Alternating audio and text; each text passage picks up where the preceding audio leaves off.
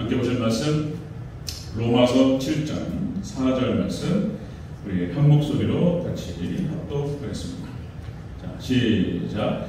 그러므로 내 형제들아 너희도 그리스도의 몸으로 말미암아 율법에 대하여 죽임을 당하였으니 어떤 다른 이 곧 죽은 자 가운데에서 살아나신 이에게 가서 우리가 하나님을 위하여 열매를 맺게 하려 함이라.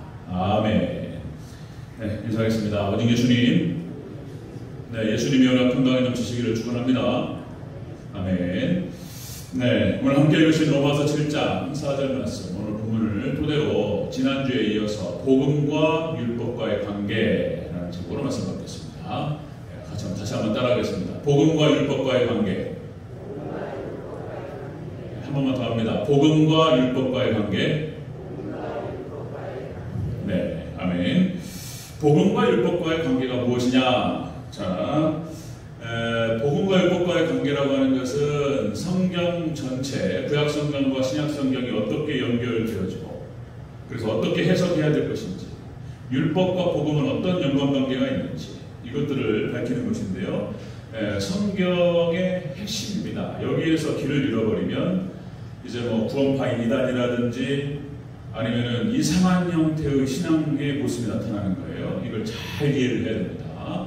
그래서 이제 우리가 7장 계속해서 제가 반복해서 말씀을 드렸던 것처럼 로마서 7장은 자, 사도 바울이 오직 예수 그리스도를 믿는 믿음 안에서 구원을 받는 것이다. 이렇게 복음을 선포했다는 것이죠. 그랬더니 유대인을 중심으로 해서 그러면 율법을 안 지켜도 되는 것이냐? 율법의 의미는 무엇이냐? 율법은 그러면 폐해지는 것이냐? 소용없다는 것이냐? 수많은 어떤 공격이라든지 비판이 사도 바울에게 다가왔고 여기에 대한 설명이 필요했습니다. 그래서 로마서 5장 구원의 확신을 얘기하고 그래서 그 율법과 율법의 기능과 한계라고 하는 제목으로 7장을 이야기했던 것입니다. 7장. 그래서 구원의 방법과 조건은 율법이 아니고 복음이다. 자, 율법에는 한계가 있다. 자, 그래서 그 얘기를 설명하는 것이 바로 7장의 주제가 되겠습니다. 우리가 지난주에 봤던 것이요. 복음과 율법과 관계 첫 번째로 율법은 예수님 오시기 전까지만 주관한다. 그리고 두 번째, 예수님께서 오심으로 율법에서 해방된다. 이런 얘기 있어요. 그리고 세 번째, 복음과 율법과의 관계. 율법에서 이렇게 예수님의 은혜, 복음으로 옮겨지게 된다. 이야, 이게 이해가 어려워요. 자, 사도 바울이 로마서에서 이것을 이게 쉽지 않고 어렵기 때문에 반복해서 이야기했습니다. 그래서 1절부터 3절까지 했던 이 내용을 4절에서 오늘 함께 읽었죠? 이 4절에서 다시 한번 반복하면서 정리해주고 있습니다. 오늘 얘기를 같이 나누면 좀 더 이해에 접근하게 될 줄로 합니다. 자, 네 번째 살펴보겠습니다. 복음과 율법과의 관계 네 번째. 자, 그리스도의 몸으로 말미암아 율법에 대하여 죽임을 당하였다. 그리스도의 몸으로 말미암아 율법에 대하여 죽임을 당하였다. 이렇게 표현해요. 자, 4절 중간부를 같이 읽겠습니다. 4절 중간부 시작. 그러므로 내 형제들아 너희도 그리스도의 몸으로 말미암아 율법에 대하여 죽임을 당하였으니. 아멘. 그리스도의 몸으로 말미암아서 율법에서 죽임을 당했다. 이게 이제 어려워요. 표현들이 강화체라고 해서 강의하듯이 하는 얘기이기 때문에 이게 이제 표현이 어려운데 이게 해석이 필요하고 좀 쉽게 표현하는 게 필요하고 설명이 필요하고. 자, 그리스도의 몸으로 말미암아서 율법에서 죽임을 당했다. 이 말은 예수님의 대속으로 말미암아서 예수 그리스도의 몸, 예수님께서 십자가상에서 대속하심으로 말미암아서 행위 구원에서부터 해방됐다. 뭐 이런 얘기인 거예요. 이것도 어려운가요? 이것도 어려워요. 설명이 그래요. 예수님의 십자가 대속하심을 통해서 행위 구원의 개념, 행위 구원의 어떤 그 구속, 속박에서부터 벗어났다, 해방됐다 이런 얘기예요. 자, 죽임을 당했다. 율법에서부터 죽임을 당했다. 이것은 율법에서부터 해방됐다는 뜻이에요. 해방됐다. 율법에서부터 자유롭게 됐다. 자, 이 율법에서부터 자유롭게 됐고 벗어났고 여기에 대해서 이단이 나왔어요. 구원파 이단은. 그러니까 이제 우리가 구원파 이단이라는 표현을 쓰는 건데 그러니까 이제 여기에서 잘못 이해했던 사람들이 어떻게 이해했냐면 율법에서 벗어났다, 율법에서 해방됐다 이런 표현을 쓰니까 아이고 율법을 안 지켜도 되는구나. 세상에 내가 그동안 율법을 지키려고 이 바보 같은 일을 했구나. 그러면서 이제 율법을 안 지켜도 되는구나 이렇게 이해를 했단 말이에요. 이게 이제 율법 폐기론인 거예요. 율법 폐기론이 초대교회도 있었고 2000년 역사 가운데서 나타났다 사라지고 나타났다 사라지고 그렇게 반복했습니다. 지금 오늘 이 시대에도 뭐 박옥수 씨부터 해가지고 무슨 뭐 이호한 뭐 여러 구원파들이 있습니다. 이게 지금 뭐 대전에도 많이 돌아다니더라고요. 네, 박옥수 그러니까 구원파이다. 여기 이게 이단이라고 하는 이유가 뭐냐면 그러니까 여러분들 구원이라고 하는 것은 예수님께서 우리를 의롭다라고 하시는 그 칭의구원과 성화구원, 영화구원 이 시제에 따라서 세 개로 나눠서 얘기한단 말이에요. 자 그러면은 그런데 성화구원을 부정하는 거예요. 그러니까 구원파이다는 하나님의 주권만을 얘기하고 우리의 어떤 순종이라든지 우리 성도들의 어떤 그 책임에 대해서는 이야기하지 않습니다. 그러니까 이게 반쪽짜리 복음이 되어가지고 균형을 상실하는 거예요. 그래가지고 성경 전체에서 얘기하는 모든 교리와 교훈들이 어그러지면서 삶이 망가집니다. 구원파 교리로 들어가게 되면 성경이 어그러져요. 네, 이렇게 되는 거죠. 그래 구원파로 들어가서 지내다 보면은 많은 사례가 이혼을 하거나 가정이 망가져요. 가정이. 하나님의 진리는 절대로 그렇게 되지 않습니다. 그리고 어떻게 하나님 순종을 거부해버려요. 그냥 순종을. 우리는 순종할 수 없고 하나님께서 해주셔야 된다. 이게 성경이 이게 복잡한 부분이 있어서 우리가 잘 이해를 해야 돼요. 많은 목회자, 목사님들도 여기에서 길을 잃어버린 분들을 많이 봤어요. 우리 시찰에도 계시고 그리고 또 제가 또 우리 시찰은 아니더라도 여러 목사님들과 교제하면서 여기서 혼란스러워 하시는 분들을 많이 만났단 말이에요. 자, 우리 7장을 제가 진행해 나갈 때 여기에 분명한 여러분들 이해를 하셔야 됩니다. 잘 깨달음이 있으시기를 주님으로 축원합니다. 잘 이해를 해야 돼요. 자, 그러니까 율법을 안 지켜도 된다는 뜻이 아닌 거예요. 또다시 말씀드리면 여러분들 자, 율법이라고 하는 것은 제사법, 의식법이라고 하기도 하고 그 다음에 시민법, 그 다음에 도덕법 이 세 가지로 나뉜다 그랬습니다. 제사법과 시민법과 그리고 도덕법. 자, 제사법과 시민법은 폐지가 된다고 말씀드렸어요. 폐지가 되고 예수님께서 우리 다 그림자였다는 거예요. 예수님께서 오심으로 말미암아서 자 모든 그림자는 폐해지는 거예요. 자 그래서 자 하박국서 2장 4절 이렇게 표현합니다. 오직 의인은 믿음으로 말미암아 살리라 이렇게 기록했고 로마서 1장 16절 17절에서 똑같이 이 하박국 2장 4절을 인용합니다. 그리고 이렇게 표현하죠. 복음에는 하나님의 의가 나타나서 믿음에서 믿음에 이르게 하나니 기록된 바 오직 의인은 믿음으로 말미암아 살리라. 자 우리는 오직 믿음으로 구원받는 줄로 믿습니다. 자 다시요. 그래서 이게 혼란스러운 거예요. 자 율법에 제사법이 폐해진다. 제사법을 잘 보시면은 레위기서에 하나님께 제사를 드리죠. 소를 잡고 양을 잡고 염소를 잡아서 각을 떠요. 각을 떠요. 그러니까 팔다리를 다 자르고 목을 자르고 배를 갈라서 그 내장을 다 쏟아내고 피를 다 쏟아냅니다. 그리고는 다 불태워요. 번제로 드립니다. 완전히 그렇게 해서 자신의 죄를 그 제물에다가 전가시켜요. 전가시키고 그 제물을 죽이는 방식으로 하나님께 죄상을 받았다는 것입니다. 이것이 제사법이었어요. 이것이 의미하는 것은 예수님의 십자가를 그렇게 해서 상징했고 예표했고 모형했다 이렇게 표현을 쓰는 거예요. 그래서 제사가 그런 식으로 제사를 드려가지고 하나님께 죄상을 받았는데 예수님께서 오셔가지고 십자가에서 대속하심으로 말미암아서 그림자는 본체예요. 예수님께서 그림자는 폐해진다는 것입니다. 시민법도 마찬가지예요. 절기라든지 절기 뭐 6월절, 무교절, 초실절, 그 다음에 맥추절, 그 다음에 나팔절, 대속죄일, 그 다음에 초막절 이 7개의 절기가 다 예수님을 상징하는 거예요. 예수님. 6월절이 어린 양 그거 다 그거 말하는 거예요. 맥추절부터 해가지고 나중에 초실절이 뭐냐면 추상절이라고 하기도 하고 나중에 추수감사절이에요. 싹 걷어가지고 창고에 들이는 날이 초막절인 거예요. 이 초막절은 무엇을 상징하냐면 예수님 재림하셔서 익은 곡식을 걷어서 천년왕국으로 들이실 것을 갖다가 상징적으로 보여주는 거예요. 그러니까 이 절기부터 해가지고 모든 게 다 이 시민법에 나타나는 것들을 폐지되는 것입니다. 것입니다. 예수님께 성취하셨기 때문에. 만약에 시민법에 나타나는 예를 들어서 간음을 한 자는 돌로 쳐 죽이라고 그랬어요. 하나님 백성 안에서 간음자는 돌로 쳐 죽입니다. 만약에 교회에서 간음죄가 있었어요. 지금 만약에 돌로 쳐 죽이면 어떻게 됩니까? 돌로 쳐 죽이면 큰일 나요. 지금 이제 교회에서 만약에 뭐 이렇게 뭐라고 표현해야 될까요?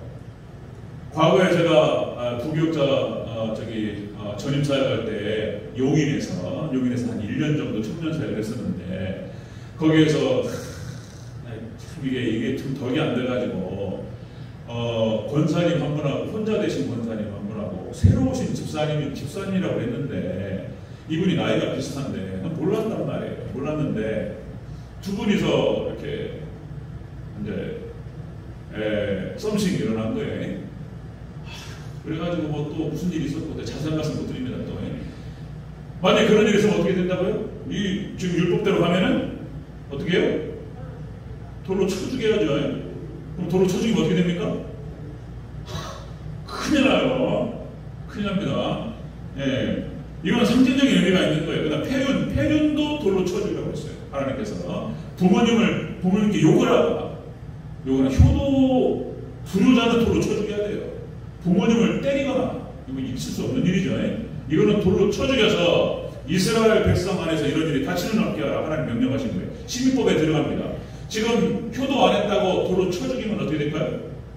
큰일 납니다. 지금 여러분들 대선주자 윤석열 씨, 김건희 씨 얘기가 막 나오는데 무당. 그러니까 이제 우리나라에 무당이 굉장히 많아요. 뭐 정치고 이것들 돌로 쳐주려고 했어요. 돌로 쳐주면 어떻게 됩니까? 살인죄가 돼, 살인죄. 이런 것도 다 폐지되는 겁니다. 자, 절기 폐지되죠. 그 다음에 먹는 것에 대한 규례가 레위기서에 나옵니다. 자, 이 민감한 부분인데 여기서 혼란스러운 분들을 열어봤어요. 자, 여러분들 먹는 문제에 대해서 레위기 11장 1절에서 8절에서 포유류를 먹는 규례에 대해서 나옵니다. 뭐라고 표현하냐면 굽이 갈라지고 되새김질을 하는 것만 먹어라 이렇게 기록됩니다. 굽이 갈라지고. 그런데 돼지라든지 토끼라든지 낙타라든지 이런 것들은 굽은 갈라졌어요. 그런데 되새김질을 하지 않아요. 그리고 이건 먹으면 안 된단 말이에요. 그래서 돼지고기 먹으면 안 된다라는 표현을 쓰는 거예요. 그런데 지금 그것이 어떻게 돼요? 돼지고기 먹으면 죄가 됩니까? 아니에요. 실제적으로 제가 아는 목사님들 중에서 구약 성경에 있기 때문에 돼지고기 안 드시는 분이 계셔요. 먹어도 되고 안 먹어도 돼요. 먹어도 죄가 되는 게 아니에요. 그러니까 이거 잘 보셔야 됩니다. 자, 그 다음에 그런 논리라면은 여러분들 어류를 먹는 그 규례에 대해서 레위기 11장 9절에서 12절까지 이런 표현이 나옵니다. 지느러미와 비늘이 있는 것만 먹어라. 지느러미와 비늘이 있는 것만 먹어라. 그러면은 지느러미가 없는 거, 비늘이 없는 거, 예를 들어서 장어라든지 미꾸라지를 먹으면 안 돼요. 그럼 돼지고기를 성경에서 구약성경에 얘기를 했기 때문에 그런 논리로 안 드시는 분들은 미꾸라지 추어탕 드시면 안 되죠. 추어탕 먹으면 죄가 되냐 말이에요. 장어 먹으면 안 되냐 말이에요. 왜 장어 얘기는 왜 안 해? 왜 미꾸라지 추어탕 얘기를 안 하냐 말이에요. 피를 먹지 말라고 그랬단 말이에요. 성경에서 피는 생명이니 먹지 말라고 그랬다. 그래서 순댓국 안 먹고 선짓국 안 먹는단 말이에요. 그럼 그런 논리라면 제사도 구약 방식으로 드려야지. 소 잡고 양 잡고 염소 잡고 그렇게 드리지. 왜 또 그걸 안 지키냐 말이에요. 자, 다시 말씀드리면 이 논리관계에 대해서 혼란스럽기 때문에 이런 발상이 나온단 말이에요. 피 선짓국 먹어도 되고 죄 안 됩니다. 먹어도 되고 안 먹어도 되고 돼지고기 드셔도 되고 안 드셔도 되고 그것은 율법이 아니에요. 폐지되는 거예요. 여러분들 잘 이해하셔야 됩니다. 아멘. 드셔도 돼요. 선짓국 드셔도 되고 돼지고기 드셔도 되고 안 드셔도 되고 그 다음에 미꾸라지 같은 논리라면 그렇게 얘기를 해야 된다는 거 아니에요. 그 다음에 또 여러분들 조류 새 부분에 대해서 먹어야 될 것들 그 다음에 곤충류 레위기서에서 쭉 나옵니다. 자, 말씀드립니다. 제사법은 예수님께서 오셔서 완성하시고 시민법도 폐지됩니다. 그리고 도덕법만 살아있는 거예요. 율법은 그렇게 해서 제사법에 나타나는 그리고 시민법에 나타나는 그 규례들은 폐지되고 그 정신만 남는 거예요. 그리고 도덕법만 남는 거예요.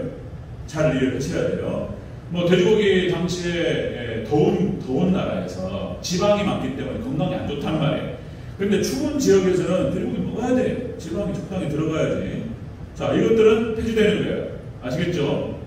저희 교회에서는 돼지고기, 추어탕, 뭐 선짓국, 뭐 그 먹는 것에 대해서 정죄하고 그런 부분은 안 계시겠죠? 안 계시겠지만 괜찮습니다. 이 관계를 잘 이해를 하셔야 돼요.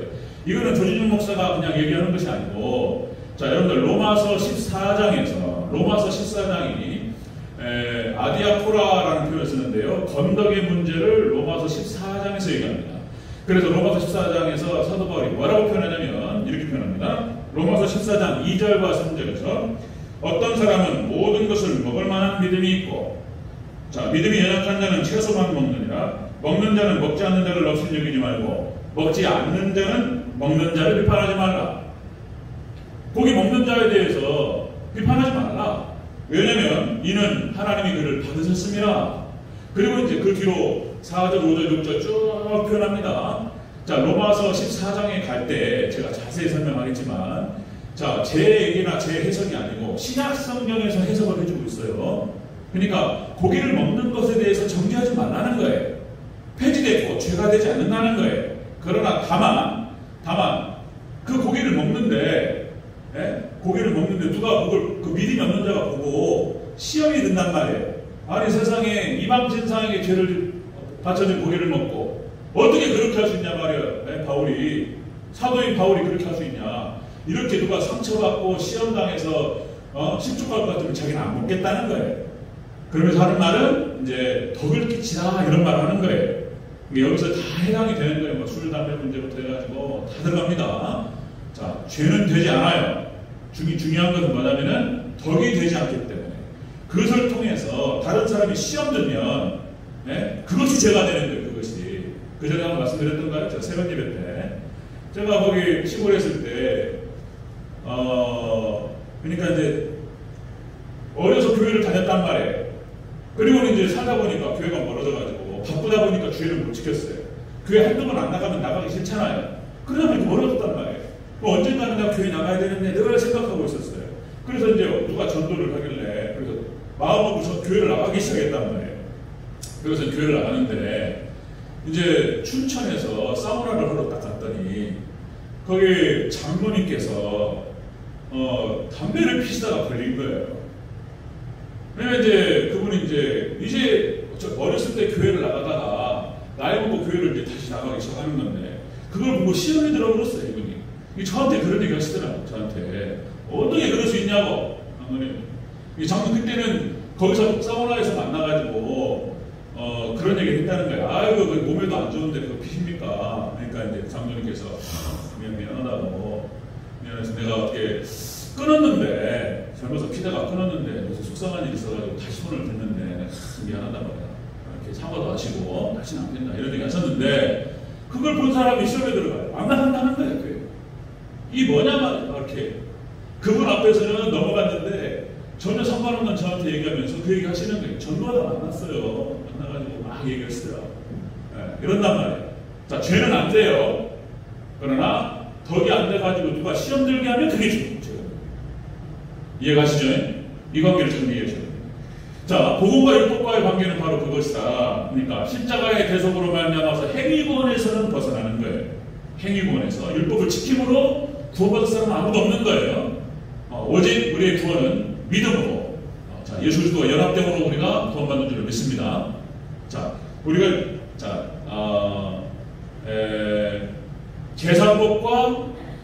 제사법과 그리고 시민법은 폐지되는 거예요. 정죄만 남고 우리 잘 이해해야 됩니다. 자, 두 번째 보겠습니다. 다섯 번째 보겠습니다. 복음과 율법과 관계 다섯 번째.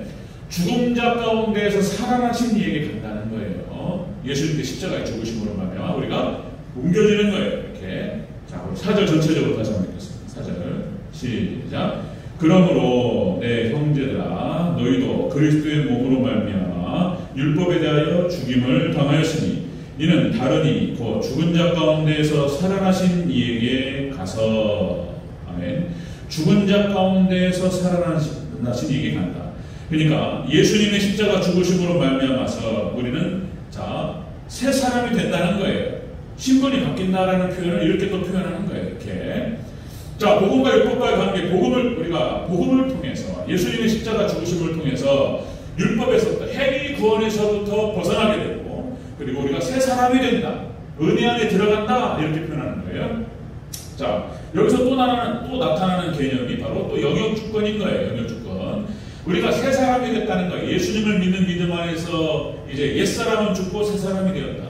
새 사람이 되었기 때문에 더 이상 죄를 안 짓고 완벽하게 거룩하게 된다는 뜻이 아니라고 말씀드렸어요. 신분상으로, 위치상으로 그렇게 됐다 그랬습니다. 이스라엘 백성들이 출애굽을 해서 과거에 애굽의 바로의 노예였는데 출애굽을 해서 이제 하나님의 백성이 됐단 말이에요. 하나님 백성들, 이스라엘 백성들의 모습을 보면 거룩하지 않아요. 거룩하지 않습니다. 원망 불평하고, 하나님이 눈이 안 보이니까 모세한테 따지고 끊임없이, 그죠? 어떻게 하면은 하나님의 말씀에서 벗어날까 이 생각만 하고 이렇게 거룩하지 않아요. 그러나 그들이 출애굽을 해서 하나님 백성으로 하나님께서 의롭다라고 칭하셨기 때문에 약속하신 대로 그들에게 가나안 땅을 주신 거예요. 영역 주권이 달라졌다는 표현을 씁니다. 그러니까 이제 우리가 해방돼서 일본의 식민지에 해방돼서 대한민국 국민이 되고, 출애굽을 해서 가나안 땅 하나님의 백성이 되고, 그런 관계 여러 번 말씀드렸어요. 입장에서 미국의 노예였는데 노예제도가 폐지됨으로 말미암아서 이제 미국이 시민권을 얻게 되고, 이런 관계, 위치, 신분이 바뀌었다는 말씀을 드린 거예요. 거기는 근거 구절이 너무나 많고, 로마서 6장 14절, 죄가 너희를 주장하지 못하리니 이는 너희가 법 아래 있지 아니하고 은혜 아래 있습니다. 그 다음에 로마서 8장 1, 2절, 이는 그리스도 예수 안에는 생명의 성령의 법이 죄와 사망의 법에서 너희를 해방하였습니다. 이런 말씀. 그 다음에 로마서 3장 22절, 차별이 없어요. 야만인이나 쭉 나오죠. 로마 3장 22절, 그건 예수 그리스도를 믿음으로 말미암아 모든 믿는 자에게 미치는 하나님의 의인이 차별이 없느니라. 골로새 3장 11절, 헬라인이나 유대인이나 헬라파나 모할레파나 야만인이나 구스인이나 차별이 없어요. 피부가 달라도, 그 다음에 남녀노소, 그 다음에 무슨 공부한 사람 공부하는 사람 전혀 차별 없이 오직 믿음으로 구원받는 줄로 믿습니다. 이 얘기를 4절에서 다시 한번 선포하는 거예요. 그래서 여러분들, 이신칭의결이 믿음으로 말미암아서 구원을 얻는 것은 단회적인 거예요. 단회적인 거예요. 이걸 잘 이해를 하셔야 돼요. 한번 믿음으로 딱 받으면 그때 새 사람으로 바뀌는 거예요. 여전히 그들의 삶은 의롭지 않아요. 거룩하지 않다 할지라도 하나님께서 그들을 인도하셔서 거룩한 백성으로 끌어가실 줄로 믿습니다. 아까도 말씀드렸듯이, 아까 제가 그러니까 어렸을 때 교회를 다녀서 언젠가는 교회로 돌아가리라. 근데 또 장로님 이렇게 교회 또 이제 중직자들 보고 시험 당해가지고 또 교회에 또 안 나가요. 그런데 저는 이제 이런 말씀들을 통해서 제가 보는 것은 그분 언젠가는 돌아갑니다. 그러니까 어렸을 때 주일학교 출신들 중에서 대체적으로 다 그래요. 주일학교 출신들 중에서 어렸을 때 복음을 알았어요.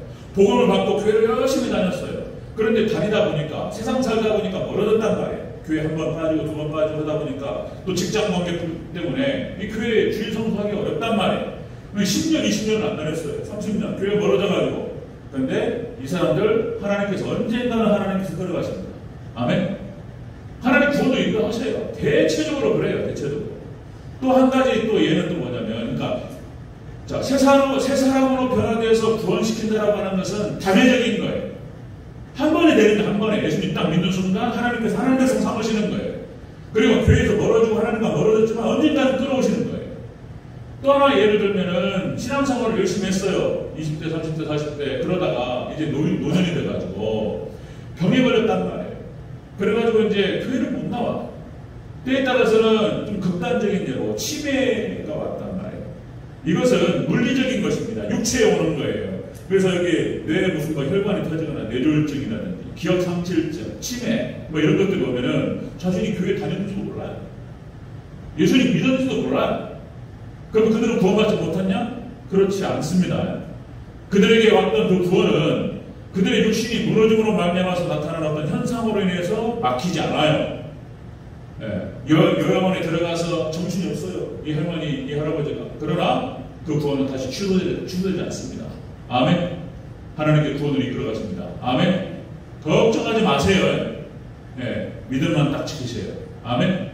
자, 여러분들, 복음과 율법과의 관계가 바로 그것이라는 거예요. 예수님의 십자가 대속으로 말미암아서 행위 구원에 대한 개념에서부터 벗어나고, 두 번째, 예수님의 십자가 대속으로 말미암아서 새 사람이 되어버리는 거예요. 그것을 갖다 제기가 아니고 7장에서 얘기하는 거예요. 여러분들 깨달음 있으시기를 주 여러분 축원합니다. 자, 그 다음에 여섯 번째 복음과 율법과의 관계. 자, 우리가 하나님의 나라를 위해서 열매 맺게 하신다는 거예요. 새 사람으로 만드신 다음에 이제 하나님의 나라를 위해서 열매 맺게 하신다. 이렇게 끌어가세요. 다시 한번 읽겠습니다. 4절 전체적으로. 4절 시작. 그러므로 내 형제들아, 너희도 그리스도의 몸으로 말미암아 율법에 대하여 죽임을 당하였으니 이는 다르니 곧 죽은 자 가운데에서 살아나신 이에게 가서 우리가 하나님을 위하여 열매를 맺게 하려 함이라. 아멘. 자, 행위 구원의 개념에서부터 벗어나게 돼요. 그 다음에 새 사람으로 하나님께서 인도하신다는 거예요. 그 다음에 이 새 사람을 통해서 하나님의 나라를 위해서, 하나님을 위해서 열매 맺게 하시는 그런 방향으로 이끌어 가신다라고 하는 것입니다. 자, 열매를 맺는다라고 하는 것이 그거예요. 이스라엘 백성들이 가나안 땅에 들어갑니다. 자, 그러니까 이제 가나안 땅에 들어가면 소위 말해서 젖과 꿀이 흐르는 땅이라고 얘기했죠. 모든 걸 심어도 기가 막힌 열매를 맺는 거예요. 자, 그런데 이스라엘 백성들이 이제 아합 왕 시대 때 하나님께서 3년 반 동안 비가 오지 않게 하시니까 그 젖과 꿀이 흐르는 땅이 사막이 되어버렸다는 거예요. 그래서 여러분들 이것도 대체적인 거예요. 대체적으로 영적 상태가 육적 상태로 나타나는 거예요. 이것이 영적으로 메마르면 육적으로도 메마르게 돼. 대체적으로 딱 말씀드리는 거예요. 이건 고난을 의미하는 게 아니에요. 하나님 백성들이 고난받는 거, 연단받는 건 있어요. 자, 있는데 대체적으로 영적 상태가 육적 상태로 나타나는 거예요. 자, 여러분들 아브라함과 이삭과 야곱과 믿음의 선진들의 삶을 보면 다 연단이 있었고 고난이 있었어요. 그러나 그들의 삶의 방향을 보면 하나님의 나라를 위해서 열매 맺는 삶으로 나가는 거예요. 그게 그 신령 안에 믿음이 있다라고 하는 증거예요. 열매 맺는 삶으로 나아가게 됩니다. 늦게 열매를 맺는다 했지라도 마찬가지인데, 자, 여호수아 갈렙도 마찬가지죠. 믿음이 있다 보니까 그것이 이제 하나님의 나라를 가나안 땅을 정복하는 데 있어서 앞장섰던 그런 형태로 나타났던 거예요. 자, 다윗도 마찬가지인 거예요. 다윗도 수많은 연단이 있었고 어려움이 있었지만은 역시 열매 맺는 형태로 나타납니다. 그러니까 여러분들 하나님께서 은혜 가운데 새 사람을 만드시고 열매 맺도록 인도하신다는 거예요. 자, 디도서 2장 14절에 이렇게 기록합니다. 디도서 2장 14절. 자, 그가 우리를 대신하여 자신을 주심은 모든 불법에서 우리를 속량하시고 우리를 깨끗하게 하사 선한 일을 열심히 하는 친백성이 되게 하셨습니다. 우리를 구속하신 목적은 선한 일을 하기 위해서 우리를 인도하신 것입니다. 아멘. 그래서 하나님께서 예수님 하신 말씀이에요. 열매로 그들을 알리라. 이런 표현을 하신 거예요. 열매로 그들을 알리라. 그러니까 성화가 없으면 그대로 드렸던 말씀 틀린 얘기가 아니에요. 자, 성화가 없으면, 열매가 없으면 그 치기를 의심한다, 이런 표현을 쓰는데, 자, 여러분들 그 성화의 삶이 부족해도 하나님께 한번 붙잡으시면 인도하세요. 또 이런 표현을 또 쓰는데, 부끄러운 구원은 없어요. 모든 구원은 영광스럽습니다. 다만 상급 차이가 있을 뿐이에요. 상급이 좀 적어도, 하나님 나라 가가지고 상급은 적어도 그것이 구원이라고 한다면 영광스러운 거예요. 여러분들, 하나님께서 우리를 구원하실 그 하나님의 역사를 보시면서 하나님께 영광을 올려드리시기를 축원합니다. 자, 이렇게 새 사람을 만드셔 열매 맺게 하신다는 거예요. 자, 로마서 8장 4절에서 이렇게 표현합니다. 자, 육신을 따르지 않고 그 영을 따라 행하는 우리에게 율법의 요구가 이루어지게 하려 하십니다. 우리가 예수님과 연합되어지고 그리고 성령의 어떤 능력 가운데에서 우리가 율법의 요구를 이루게 하시고 거룩한 백성들로 그렇게 세워져가게 하신다. 이런 얘기입니다. 자, 말씀 정리하면 여러분들 율법을 행함으로 구원받을 사람은 없어요. 율법이라고 하는 것은 하나님의 도덕적인 요구 이렇게 표현할 수 있습니다. 자, 그것을 행함으로 구원받을 사람은 없어요. 자, 이 관계, 우리는 오직 예수님을 믿는 믿음 안에서 예수님과 연합되어지고 예수님과 결혼하게 되어지고 똑같은 말이에요. 결혼, 연합, 하나됨, 융합 다 똑같은 말입니다. 예수님을 믿는 믿음 안에서 예수님과 하나 되어지고 그리고 이제 율법의 의무를 이루게 되는 그런 역학관계가 있는 거예요. 이 관계에. 그래서 또다시 말씀드립니다. 어거스틴이 했던 말을 자, 율법 안에는 복음이 있고 율법 안에 복음이 있고 복음 안에 율법이 있다 이런 표현을 썼어요. 자, 구약성경에 나타나는 모든 율법 안에서 예수님의 피가 흘러요. 제사법, 시민법, 도덕법 다 마찬가지입니다. 하나님의 거룩성을 얘기하면서 예수님이 어떻게 죄를 사하실 것을 구약성경에서 쫙 얘기해 준단 말이에요. 그 다음에 복음으로 돌아와서 복음 안에 율법이 있는 거예요. 우리가 어떻게 하나님을 사랑하고 이웃을 사랑하며 살아갈 것인지. 그래서 복음과 율법과의 관계라고 하는 것은 상호 보완적 관계라고 하는 것을 잊어버리면 안 되는 거예요. 율법은 우리가 죄인됨을 알려줘요. 그래서 예수님으로 향하게 한다는 거예요. 복음으로. 그리고 복음을 통해서 예수님을 통해 구원받은 백성들은 이제 하나님의 능력과 은혜 가운데에서 율법의 의를 이룰 수 있도록 그렇게 된다는 거예요. 네, 이 관계를 놓치면 이제 애매해지는 거예요. 자, 그래서 여러분들 과거에 워낙 삶이 무너지다 보니까 삶에다가 초점을 맞추고 계속 성화를 얘기하니까 우리 성도님들 막 피곤하셔가지고 우리 이경순 권사님 그랬을 것 같은데 내가 구원을 못 받은 것 같아 뭐 이런 얘기 하시니까요. 처음에 또 그런 얘기 또 아닌데 그죠? 그런 얘기는 아니에요. 여러분 안에 믿음이 있고 제가 봤을 때 구원 받으셨어요. 여러분들 이경순 권사님 뭐 이렇게 우리 여기에 거의 다 믿음이 없으면 이렇게 안 되는 거예요. 우리의 삶이 부족해도 여러분 예수님 그리스도에 대한 믿음이 있으면 우리 안에 구원이 있습니다. 아멘. 부족해도 이제 우리는 점점 예수님을 닮아가고 성화를 이루어가는 거예요. 자, 우리가 삶을 좀 잘 살아가자 이런 표현에서 이런 뜻의 그런 말씀을 드리는 거예요. 자, 정리합니다. 자, 복음과 율법과의 관계는 무엇이냐? 자, 율법은 예수님 오시기 전까지만 주관한다. 그 다음에 두 번째, 예수님 오심으로 우리는 율법에서부터 해방된다. 세 번째, 우리는 율법에서부터 예수님의 은혜로 복음으로 옮겨지게 된다. 자, 네 번째, 자, 예수님의 대속으로 똑같이 반복합니다. 예수님의 대속으로 행위 구원에서부터 해방된다. 그 다음에 다섯 번째, 또 예수님의 대속으로 새 사람이 된다. 마지막으로 새 사람을 만드시고 이렇게 해서 새 사람은 하나님의 나라의 열매를 맺게 된다. 이런 관계예요. 자, 그래서 여기서 애매해지면은 이제 그거 가는 거예요. 잘못하면 절대로 삶을 놓치서는 안 되고 삶을 놓쳐서는 안 되고 우리가 하나님 은혜 가운데에서 예수님 은혜 가운데에서 거룩한 삶을 살아가요. 예수님께서 산상수에 그렇게 말씀하셨던 그런 말들인 거예요. 그러나 지금 너무나 힘든 시대이기 때문에 제가 로마서를 통해서 기본을 강조하는 거예요. 여러분 철저히 예수님만 의지하시기를 저 여러분 축원합니다. 아멘. 또 어려워요. 아직도 어려워. 제가 또 5절, 6절, 7절 제가 7장 얘기하면서 계속 얘기할 거예요. 하다 보면 나올 겁니다. 자, 그러면 기도하겠습니다.